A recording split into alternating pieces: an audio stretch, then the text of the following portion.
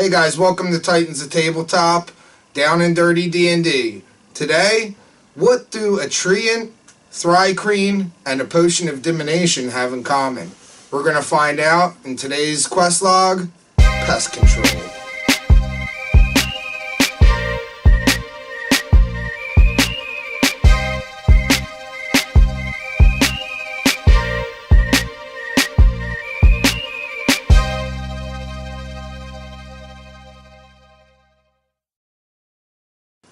Hey guys, welcome to Titans of Tabletop.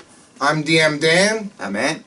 And today we're talking about our quest log that we called Pest Control, where thri-kreen, a treant, and potion of divination have something in common here. But just to start off, I just wanted to show you guys real quick that we are working on our next craft video, and we got these little shacks. So keep an eye out for that. That will be coming out either the same day as this video or the very next. So keep an eye out for that. Good work, by the way.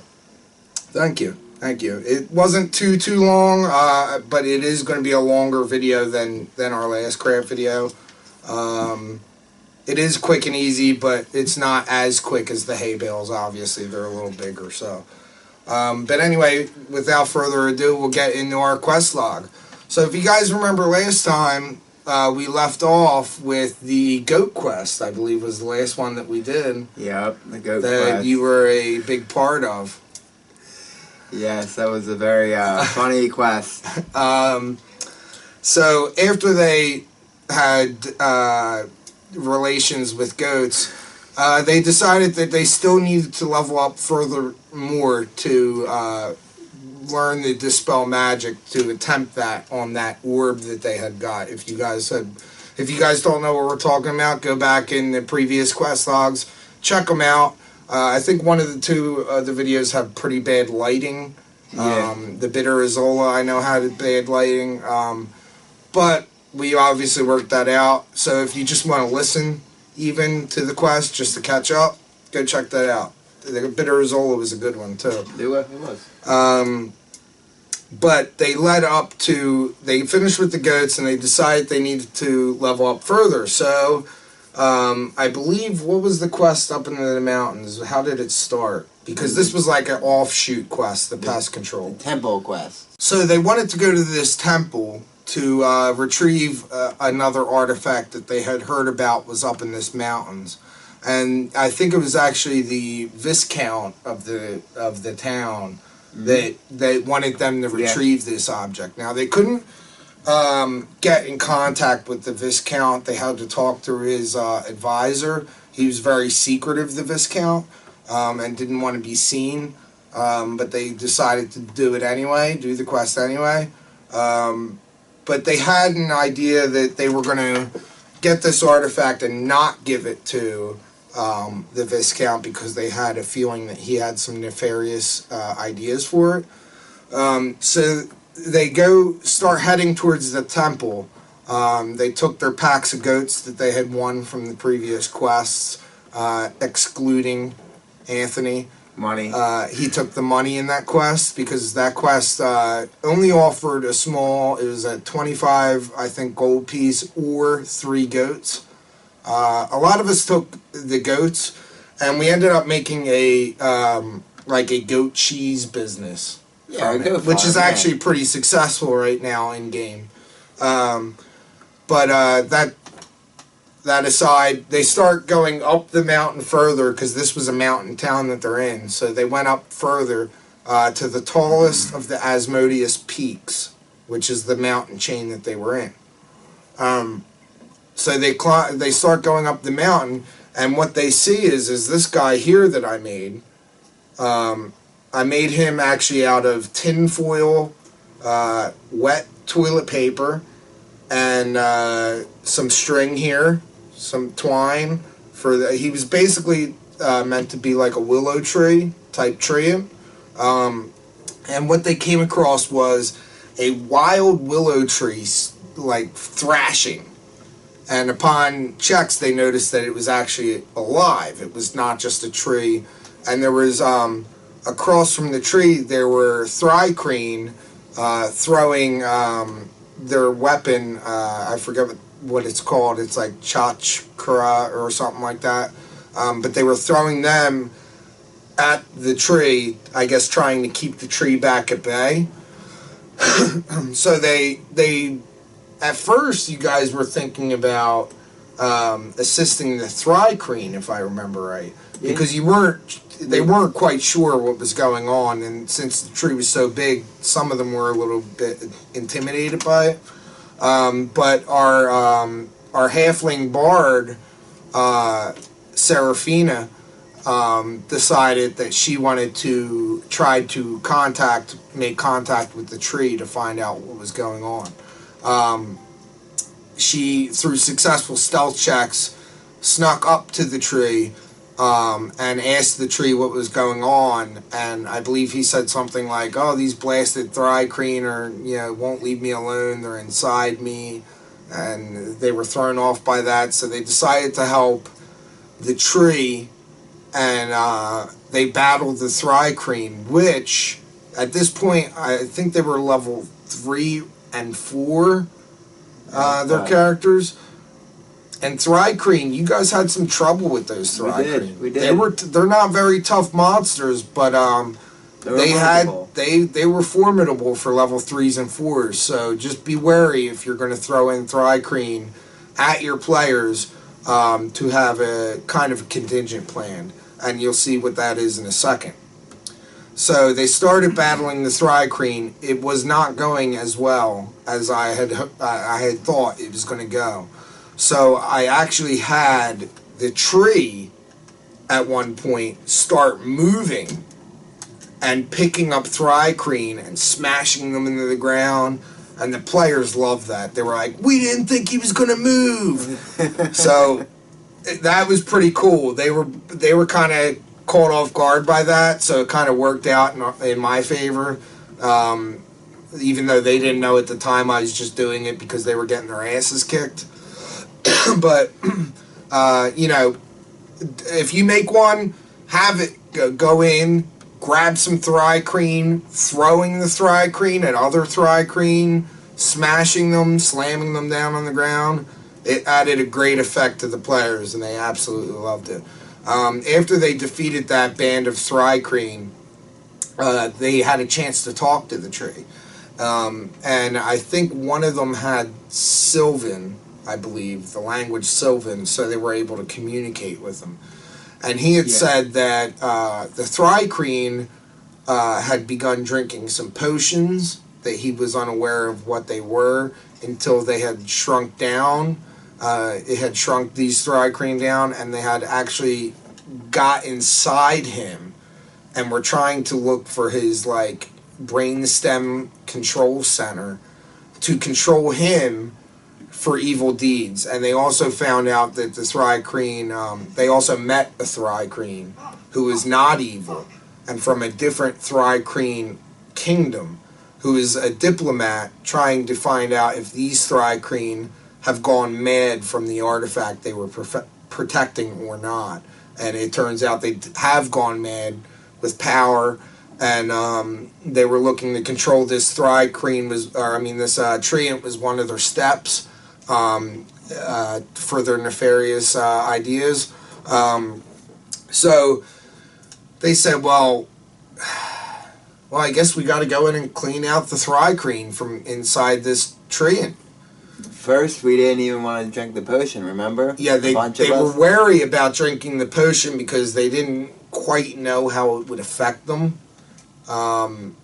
Even though it was kind of said that the thri-kreen drank it and shrank, they didn't know if it was something permanent, something they weren't aware of what was happening.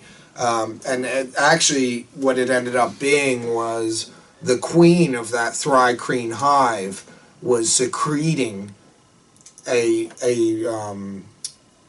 liquid that was equivalent to potion of divination. So the DMs out there, if you look in your DMG, in the back, towards the back where it has all the magic items, you'll see your potions in there, and potion of divination is in there.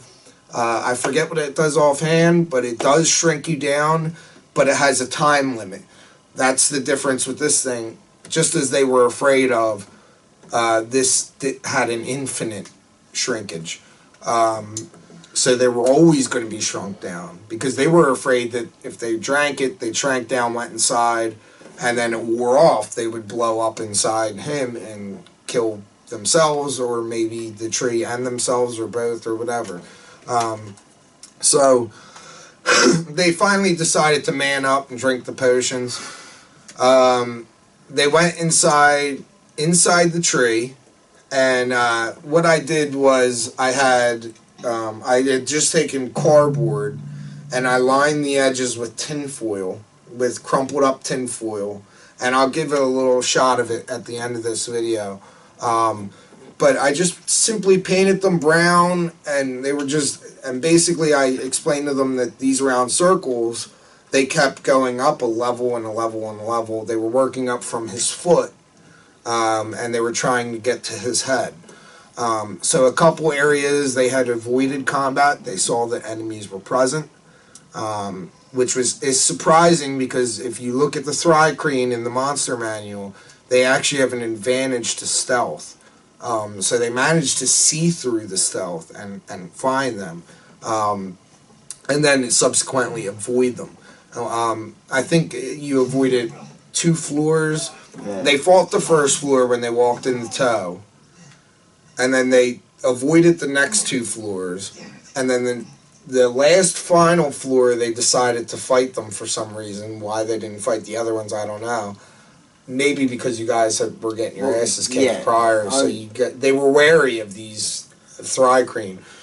So they fought them, they defeated those ones, and then they went up to the final level, where I had set up, it was a big circle with that wood look to it, and I put down different pillars, and I said these represent the brain stems, if you remember. Oh, yeah. That these people were controlling, and I put a thri-kreen at each brain stem, and then there was one very large thri-kreen that they had come into contact with. I didn't like that guy. No, they did not like this guy, but secretly I think they did. But what happened was this guy, previous to this, about a game before, a player had asked me about double shields and just using shields as a weapon and having a defense with 2 shields. So I used that against them because that's what DMs do.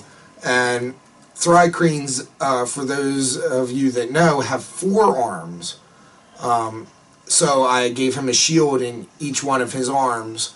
Not only that, but I made it so when he closes the shields, his shields were magical, and it would form a ball, and he would roll around the battlefield trying to smash these guys with a ridiculous armor class. I think it was like 24 or something, the armor class. And then he would roll to a stop. Then they would go up. They started bashing at him, obviously missing because of the high armor class. Then when it was his turn again, he would open up the shields and smack them with the shields. But after he opened up with the shields, his armor class dropped significantly because he was open and he was out of the ball, remember? We tried so very hard when he was out of them. Yeah, so when eventually they caught on to this pattern. Because after his next turn, he would ball up again and start rolling around, and they'd have to make a DC, I think, acrobatics check. I believe it was either Dex or acrobatics. You can do either one, and I believe I set it at like a 14 DC, so it's not incredibly hard. But yeah, I think 1 or 2 of you have gotten hit by the ball. I got hit a couple times. Yeah, then I came back. Well, we can talk about that. So, well, I think you're thinking of the other one. I know what you have in mind, and I think you're thinking of the other one. Because this is not the only time. This guy, it turns out this guy his name was King Azaz. And he was the thri-kreen king of this area. which kings aren't the most important in bug culture. It's actually the queen. So the queen was actually the one behind it, and he was kind of like, he's just the main thri-kreen other than her. So they didn't see the queen yet. That's another video. So stay tuned for further. The next quest log she'll actually appear in, which will be about them reaching the temple. So they battled him inside this tree. And what I did was, they had, some of them had 2 characters. And the reason why I had them make 2 characters is because I wanted 2 separate scenarios sometimes going on at the same time.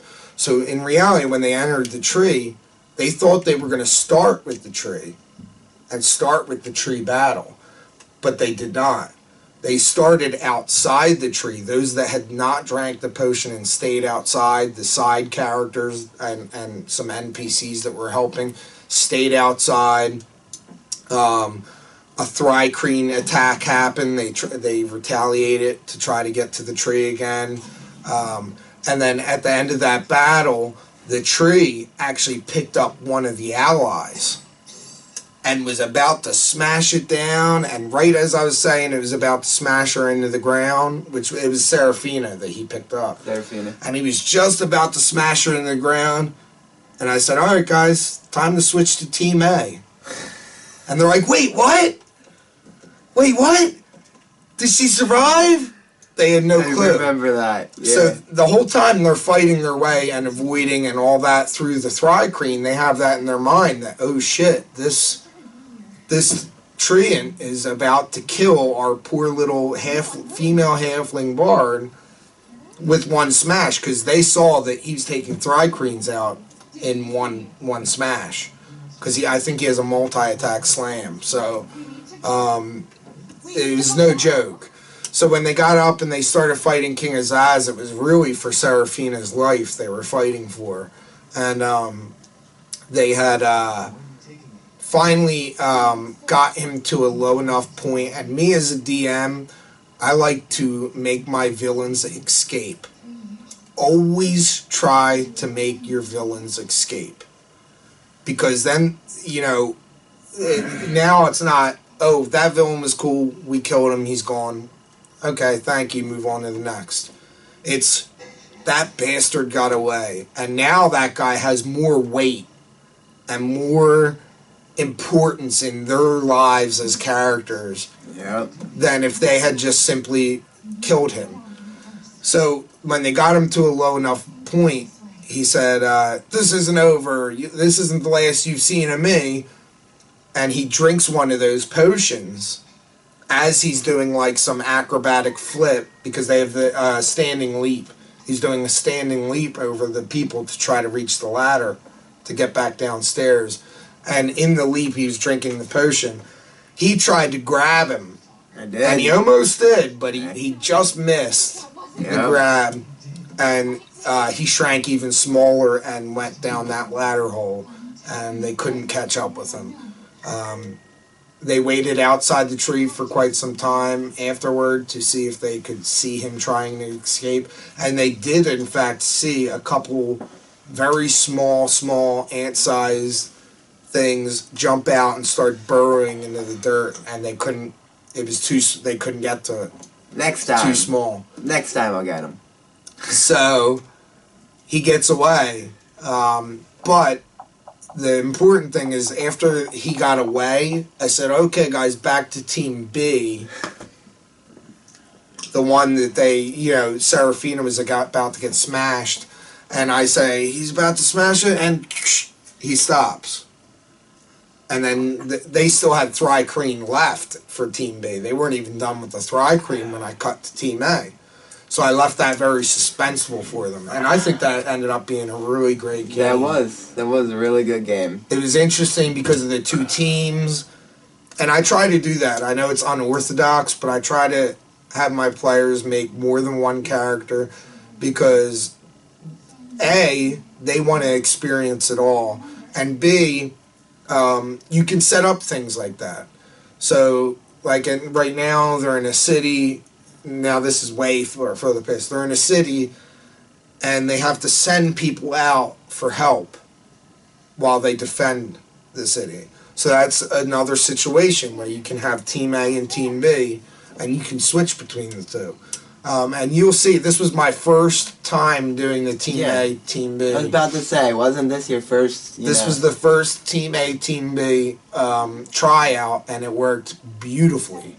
They all liked it after that. Yeah, they started. I'm making a second, and you'll see the next video. They brought some of these second characters that they decided to make because of that along on the next quest. And it worked out well for some and not so well for others. So we'll find out about that. So let us know what you think about this quest log. Do you like the idea of Team A and Team B? Do you like splitting up the team sometimes and leaving sometimes that suspenseful thing? Have you ever even done it? Is it something that you guys might now try in your game? And if you do, we want to know how it works out for you, because I want to know if it worked out as well as it did for us when we first tried it. So let us know in the comments below what you think. Let us know in the comments below what you would do different. And let us know in the comments below what you think of the channel so far. Are we keeping your interest? Or are we doing good still? So let us know. Give this video a like. Make sure to share us. Subscribe. And don't forget to join our Facebook group, where I hope that we can all share ideas together.